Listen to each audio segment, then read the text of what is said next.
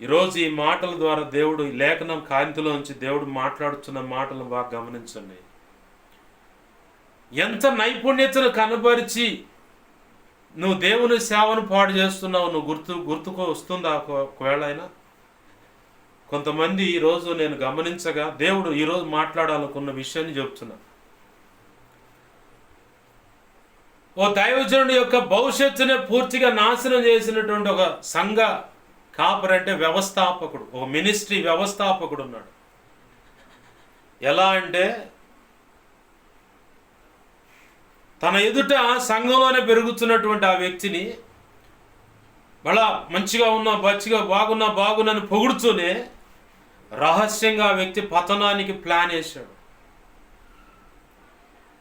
దేవుని సంకల్పంలో నిర్ణయించబడిన ఆ వ్యక్తికి, దేవుని సంకల్పంలో నిర్ణయించినటువంటి ఒక వ్యక్తిని జీవిత భాగస్వామిగా ఎంచితే ఆ విషయము ఆ తల్లికి తెలిసినప్పుడు ఆ తల్లి వెళ్ళి ఆ వ్యవస్థాపకుడికి, ఆ సంఘ కాపరి అయిన వ్యవస్థాపకుడు అడిగితే ఇది దైవ చిత్తానికి వేరైనది. ఎందుకు ఈ మాట పలికాడో తెలుసా? ఎందుకు పలికాడో తెలుసా? ఈ వివాహం గనక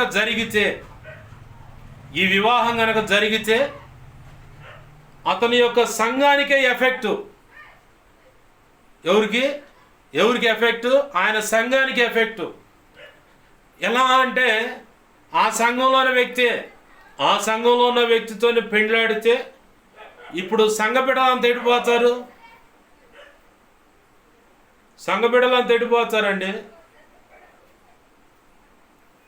ఇప్పుడు ఆ అమ్మాయి తరపు బంధువులంతా ఇప్పుడు ఈ అబ్బాయి సేవ చేసేవాడైతే ఇప్పుడు వీళ్ళంతా కలిసి సంఘం పెడతారు కదా అదే ఇంట్లో. ఇప్పుడు అక్కడున్న సంఘానికి ఎఫెక్ట్ కాదా ఏంది చెప్పండి? ఈ కారణాలను బట్టే ఈ పెండ్లి దైవ చిత్తం కాదని చెప్పని అట్లా చివరికి ఎక్కడ దాకా వచ్చిందో తెలుసా? చివరికి ఆ దైవజనుడికి భవిష్యత్తు లేకుండా సేవను పాడు చేయడానికి కూడా ఎప్పటికప్పుడు కొంతమంది ఏజెంట్లు పెట్టాడు ఆయన. పతనవ స్థితి ఇది. కొంతమందిని ఏజెంట్లు పెట్టాడు. ఎక్కడికి వెళ్తున్నాడు, ఏ ఊరు వెళ్తున్నాడు, ఎవరితో మాట్లాడుతున్నాడు, ఏంటి పరిస్థితులన్నీ పూర్తిగా ఇన్ఫర్మేషన్ గ్యాదర్ చేసే ఒక గూఢాచారులు ఉన్నారు ఆయనకు సంబంధించినోడు. నువ్వు సేవ చేస్తున్నావా? సూటిగా అడుగుతున్నా నీ మాట ఆ దైవజనుడితోనే వింటాడు, ఈ మాటలు వింటాడు ఆయన. నువ్వు సేవ చేస్తున్నావా, గూఢాచారి వ్యవహారం చేస్తున్నావా, లేదంటే ఒక బ్రోకర్ వ్యాపారం చేస్తున్నావు నువ్వు? దేవుడు నీకు ఇచ్చిన తలాంతును దుర్వినియోగం చేసి ఓ నీతిమంతుడికి, ఒక యథార్థంగా దేవుని పని చేత దేవుని పిలుపులో పిలువబడిన వ్యక్తి యొక్క భవిష్యత్తును నాశనం చేసి జీవితాన్ని పతనం చేశావు. దేవుడు అంటున్నాడు, ఇదిగో నీతో గతంలో చెప్పాడు దేవుడు శిక్షావిధి. నువ్వు ఇప్పుడు చాలా చాకచక్యంగా ప్లానింగ్ వేసి సున్నితంగా ఆ దైవజనుడు జీవితాన్ని, భవిష్యత్తును, సేవను పాడు చేశావు. ఇంకా పాడు చేయడానికి, ఎందుకంటే ఈ పట్టణంలోనే ఆయనకు సేవ ఉంది. ఈ నరసరావుపేట పట్టణంలోనే ఆయనకు సేవ ఉంది. ఆ సేవను ఎలాగైనా, ఆ సంఘాన్ని ఎలాగైనా కాపాడుకోవటానికి ఓ సేవకుని యొక్క భవిష్యత్తుతో ఆటలాడుకున్నాడు. అయితే దేవుని దగ్గర నుంచి తీర్పు వచ్చింది. ఆ తీర్పు ఇప్పుడు చెప్పమన్నాడు కాబట్టి ఈ మూల వాక్యంగా ఇది తీసుకొని చెప్పు అంటే చెప్తున్న మాట ఇది. విను దైవజనుడా, విను. ఒక మందిరానికి ఏసన్న గారు తర్వాత ఎన్నే వాడుకుంటున్నారయ్యా అని చెప్పని అందరూ చెప్పుకున్నారు. కోట్ల మంది ప్రజలు నిన్ను ఫాలో అవుతున్నారు. రహస్యంగా నీ బతుకోవాలో తెలియదు. రహస్యంగా నువ్వు ఎంతమంది సేవకుల జీవితాలను పాడు చేసావు, వాళ్ళ సంఘాలను పాడు చేసావు, వాళ్ళకి భవిష్యత్తు లేకుండా చేసావు. ఆ సంగతి వాళ్ళకి తెలియదు. కానీ దేవుడు ఆకాశం అంతా కన్నేసుకొని చూస్తా నీ పాపం పండింది కాబట్టి ఇక ఫైనల్గా శిక్ష చెప్పమన్నాడు కాబట్టి చెబుతున్న ఈ మాట. నువ్వెంత చాకచక్యంగా ఒక దైవజనుడి యొక్క భవిష్యత్తును, సేవను, జీవితమే లేకుండా పాడు చేశావో అదే టైపులో నీకు ఉన్న 2 పిల్లలు కూడా పాడవుతారు. అది నువ్వు చూస్తావు, అక్షరాల కళ్ళారా చూస్తావు. అంత మాత్రమే కాదు, వాళ్ళ చావులు కూడా నువ్వు చూస్తావు. అంత భయంకరంగా ఉంటాయి వాళ్ళ చావులు. అంత మాత్రమే కాదు, నువ్వెంత చాకచక్యంగా నైపుణ్యంగా సంఘాలను, ఇతర సేవకుల సంఘాలను పాడు చేశావే, అదే టైపులో నీ బ్రాంచులు ఎక్కడెక్కడైతే నీ సేవా పేరును బట్టి, నీకు ఇచ్చిన పేరును బట్టి ఎక్కడెక్కడైతే బ్రాంచులు ఉన్నాయో ఆ సేవా సంఘ పరిచయలు కూడా అలాగనే పతనమై పాడైపోతాయి. అంత మాత్రమే కాదు, పలానా చోట ఇదిగో మెయిన్ బ్రాంచ్ ఇది, పలానా చోట పరిచర్య అని ఇన్ని ఎకరాల్లో ఉందన్నావు కదా, దేవుడే కేంద్ర ప్రభుత్వాన్ని, రాష్ట్ర ప్రభుత్వాన్ని వాడుకుంటా శివశక్తి, బజరంగ్ దళ్, సంఘ పరివార్, విశ్వ హిందూ పరిషత్, ఇక కొంతమంది ఉన్నారు ఆంధ్రప్రదేశ్లో నీకు వ్యతిరేకంగా శత్రువులైన వాళ్ళు, ఆ గుణాలు ఈ గుణాలని కొంతమంది ఉన్నారు రంకెలేస్తో సోషల్ మీడియాలో. వాళ్ళందరూ కలిసి నువ్వు కట్టుకున్నటువంటి, గొప్పగా కట్టుకున్న, ఇప్పుడు కట్టుతున్నటువంటి ఆ బలిపీఠం మందిరాలు మొత్తం పడగొడతారు. ఇది కేంద్ర ప్రభుత్వం తీసుకున్న నిర్ణయం. దానికంటే ముందు విశ్వ ప్రభుత్వమైన యేసయ్య తీసుకున్న నిర్ణయము.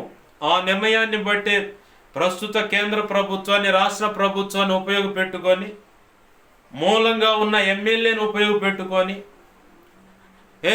ఆ ఎమ్మెల్యే ద్వారా ఆ మందిరం మొత్తం పడగొడటానికి నీకు ఎక్కడెక్కడున్నాయో వెతుకుతున్నారు ఇప్పుడు వాళ్ళు. చిన్నగా మొత్తం క్షీణించిపోద్ది, మొత్తం పతనమైపోద్ది. కారణం ఏందో తెలుసా? దేవుని చిత్తం చేత పిలువబడ్డ ఒక దైవజనుడు. నువ్వు చెబుతున్నావు ఇప్పుడు వర్షిప్లు అన్ని చూస్తున్నప్పుడు బిల్లీ గ్రాహం గారు, టీబీ జాషువా గారి యొక్క అభిషేకం ఈ దైవజనుడి మీద ఉందని చెప్పని నువ్వు చెబుతున్నావు. ఆ దైవజనుడు గురించి నువ్వు చేసిన దుర్మార్గపు చర్యలు, ఆ దుర్మార్గపు పనులను బట్టి దేవుడు అంటున్నాడు, తీర్పు తీరుస్తున్నాడు. ఇలాగ ఎవడైనా సరే సేవను పాడు చేయడానికి బరి తెగించిన ఏ సేవకుడికైనా సరే ఇదే గతి పట్టుద్దని దేవుడు చెబుతున్నాడు.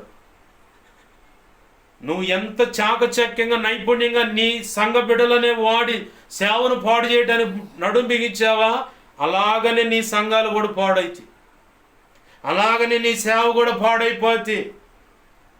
దేవుడు ఫైనల్గా చెబుతున్న వార్నింగ్ ఇది. ఇక అయిపోయింది.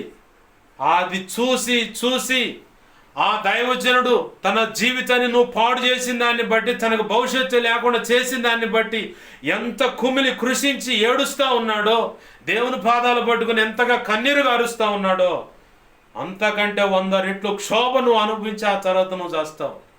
అది కూడా దేవుడు అనుమతిస్తే నిత్యత్వంలో ఉంటావు, లేదంటే ఇక నిత్య నరకమే నీకు ప్రాప్తమవుతుంది. ఇదే దేవుడు చెప్పమని. నేను చెప్పిన మాటలు నా స్వచిత్తాన్ని కావాలంటే ఈ 12వ అధ్యాయం, యెహెజ్కేలు గ్రంథం 12వ అధ్యాయం మొత్తం చదవండి. మీకు అదే అర్థమవుతుంది.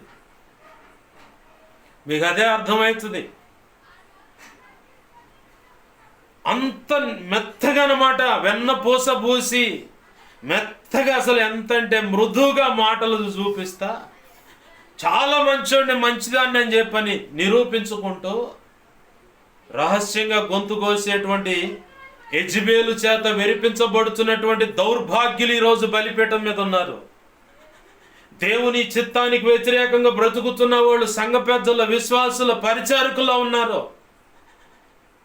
వాతవేయబడిన మనస్సాక్షి, దేవుని ఉగ్రతకు కారకమైనటువంటి వాళ్ళు వీళ్ళు.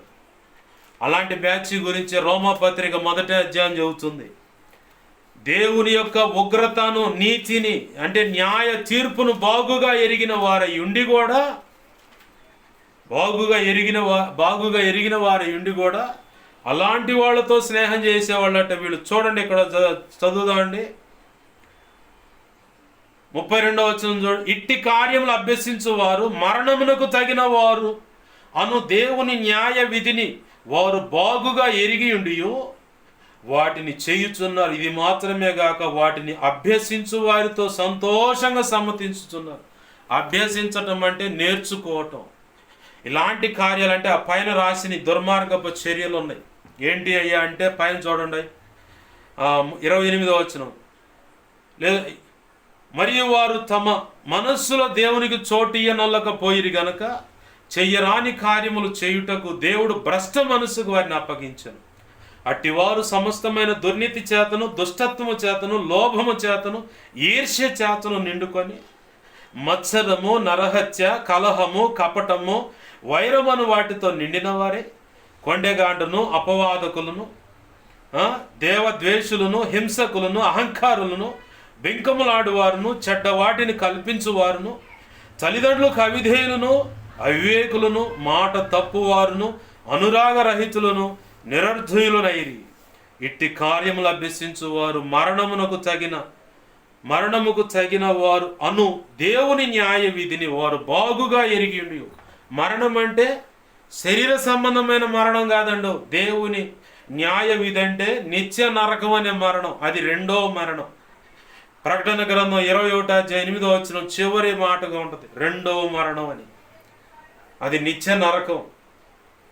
ఇలాంటి పనులు చేస్తే నేను ఖచ్చితంగా నరకానికే పోతానని బాగా తెలిసిన వాళ్ళ ఉండి వీళ్ళే వెన్నపూస పూసి నమ్మకంగా విశ్వాసులు, పరిచారకులు, సంఘ పెద్దలు అయితేనే దైవజనుడు ఎదుట నమ్మకంగా భక్తులం అన్నట్టు చాలా మెచ్చగా దైవ స్వభావం కలిగిన మాటలే కనపడతాయి అక్కడ.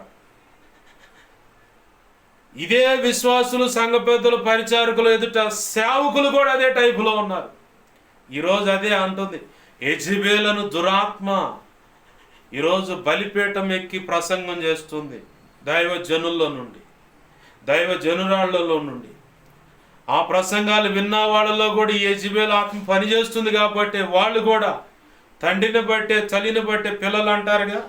లోకంలో లేదు సామెత, ఆవు పొలంలో మేస్తే దూడ గట్టును మేసుద్దని, లేదా ఆవు గట్టును మేస్తే దూడ పొలంలో మేసుద్ది అని చెప్పి సామెత లేదు. పాపం చేసేవాళ్ళు చెబుతారు ఈ సామెత. నేనంటాను ఆధ్యాత్మిక జీవితంలో కూడా ఇలాంటి వాళ్ళు ఉన్నారు. దైవజనుడు, నడిపించే నాయకుడు, వ్యవస్థాపకుడికి ఏ లక్షణాలు ఉంటాయో అయ్యే లక్షణాలు వెంబడిస్తున్న అభిషేకించిన దైవజనుల్లో కూడా ఉంటాయి. ఆ సంఘాల్లో పెంపారబడుతున్న విశ్వాసుల, పరిచారకుల, సంఘ పెద్దల్లో కూడా ఉంటాయి. లేవు అంటానికి లేదు, అది అబద్ధం. లేవు అంటే అది అబద్ధం. ప్రభునందు ప్రియమైన దేవుని బిడ్డలారా గమనించండి, దేవుని పాదాలు పట్టుకుందాం. ఈరోజు దేవుడు నీతోనే మాట్లాడుతున్నాడు. ఒకవేళ